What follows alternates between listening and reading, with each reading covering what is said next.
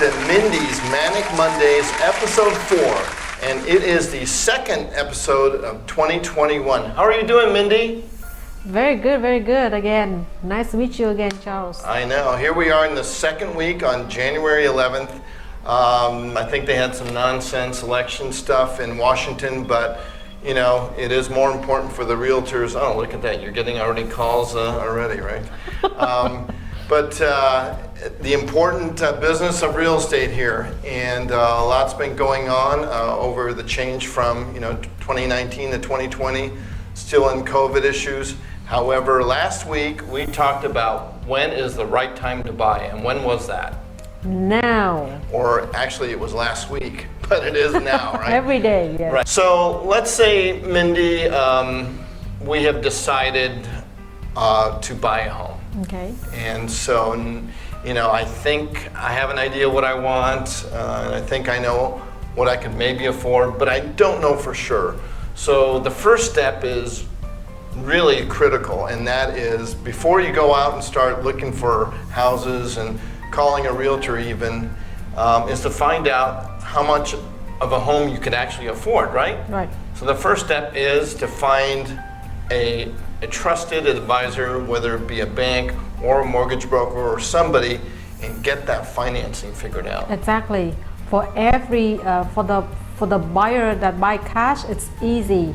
All you need is prepare your money in the bank ready to buy. That's for all cash. But most of the buyers are financing buyer, and all you need to do is to get to the right person, advice, so that they can advise you the best. How much you're going to qualify for, what's going to prepare documents to get pre-approved, right? Yeah, there's some steps involved, right? Well, I would say the first step in that process is, where do I start as far as who do I talk to? And usually you may have somebody that you have a trusted advisor, let's say your bank. Maybe you've been banking with your bank for 15, 20 years, and perhaps it might be a good idea to talk to them, and check out what options there are in a financial institution. The other thing would be is to go to a mortgage lender, right, who usually even has more access to programs and things, and that might be the preferred way to go. But either way, we need to talk to someone because exactly, it's so competitive in the market right now that just to pre-qualify yourself, with a loan isn't enough. You basically have to be pre-approved, exactly, which is a little bit different. So how would you go about, our first step?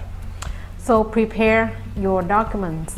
First of all, if you work for the company, your W-2, your pay stub, your tax returns for 2 years, your bank statement, and most importantly is your credit. Do not buy cars, do not get any more debts from credit cards or apply any more debts to your portfolio, because that's gonna ruin your package for you to be pre-approved with the lender. Right, so in other words, talk to your lender first before you do anything that changes. That includes even changing a job, buying a car, anything in your credit profile, right? That's very important.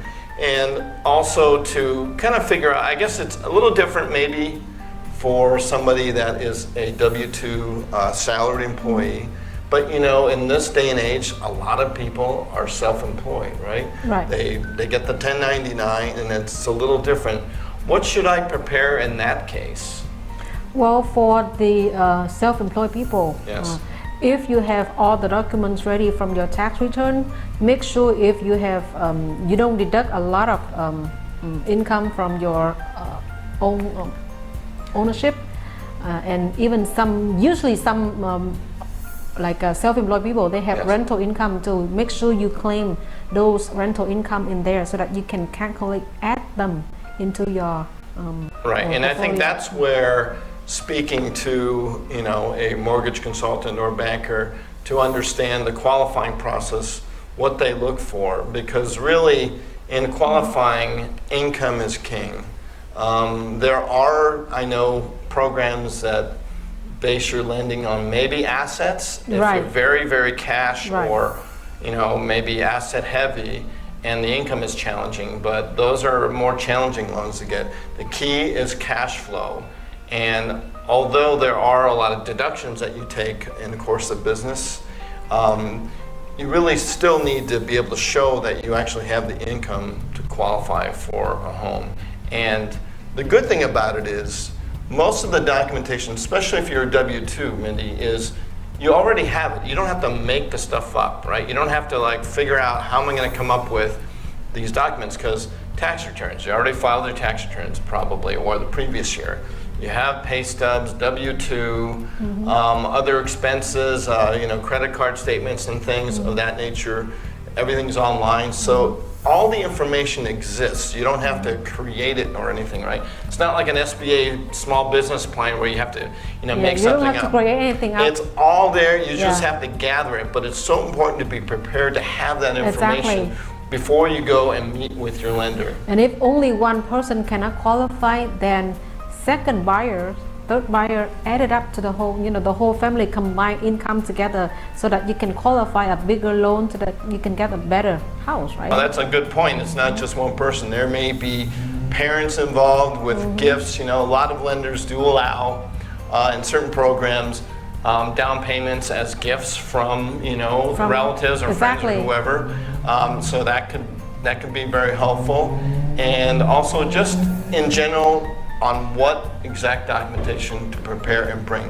Because not only is income important, the FICO credit score typically is also a factor, and the amount of debt level that you currently have. So very important to really find out all those factors before you even start thinking about choosing homes, because that will determine how much you can qualify for, right? And then the second, the third borrower could be non-owner occupied. That means, they could have a home already. They're just helping, adding their income into the first buyer so that they can get, receive more additional income to qualify for a bigger loan. Right. So any scenario, we have a solution for you. So, come talk to the right person. Yeah, and we can't stress the importance, though, of making sure that you not just get get pre-qualified, which before that was good enough. When you were competing with other folks, that were dipping their toes into perhaps buying a home, and then they'll gather the paperwork later. But most lenders, to get pre-approved, you basically have to give them as much things to get the loan approved completely.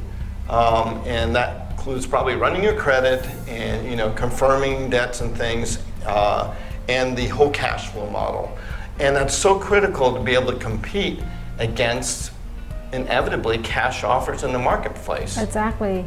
And just to remind, the beginning of the year, the rates are still very, very low, historic low. I saw like 15 years loan program is like about like 1.99% for just 15 years. Yeah, it's amazing. Very low, right? and then 30 years like 2.3, 2.5. It's still very low.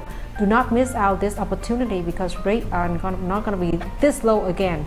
Right, right. Get choose a realtor and start hunting for that dream home that you've been saving your down payment for, and stop renting, right? It's so important. But we can't stress enough how important it is to get your financing, if you need the financing, straightened out. And as we talked about last week, there's so many programs available that have down payment assistance. Down payments as low as 3.5%. Exactly. Some cases 0 for VA. Yeah. Now they still have to qualify, I'm sure, but the down payment part is kind of figured out for you. So talk to your banking professional or your mortgage professional, and one more thing. Yeah, for foreigner people, we still have loan for foreigner loan. That means you can have like a 30-40% down. We can get you a loan for foreigners. Yes. Right. Yeah. There are some less banks and sources for that recently, but they are still there.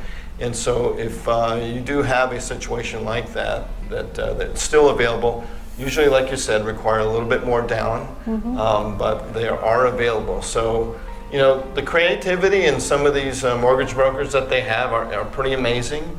to be able to offset things. Maybe your income is a little thin, but you have a lot of down payment. Or maybe it's the other way around. You have great income and hardly any down payment. There's typically a loan program that will fit. We all realize all money is green, at least in the United States, unless it's coins. The way it's structured and put together can be quite creative, and it's going to really depend on how you're, as a borrower, kind of model sets up. Okay. So are we ready to go out and find a lender?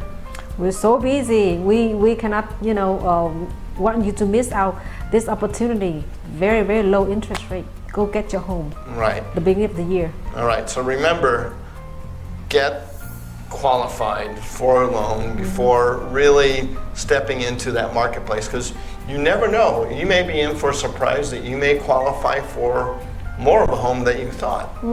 So it's, because the rates, like you said, are Very at such low. historic lows that you may be surprised at how lower, the payment will be. And of course, the payment will include the typical PIT, right? Yeah. The principal, interest, taxes, and insurance. So it's all of those features are typically calculated, in a payment. Yeah. And maybe there's some HOA for a condo or something. Right. So let's go do it. Let's contact your lender. Exactly. Contact Mindy. She has lending sources, of course, with HPT Realty. And that's your second step, besides making that decision to go buy a home. All right, How sounds about good. it? Let's do it. All right. Thank you very much for joining us on Mindy's Manic Monday. We will see you next week. Ciao. See ya.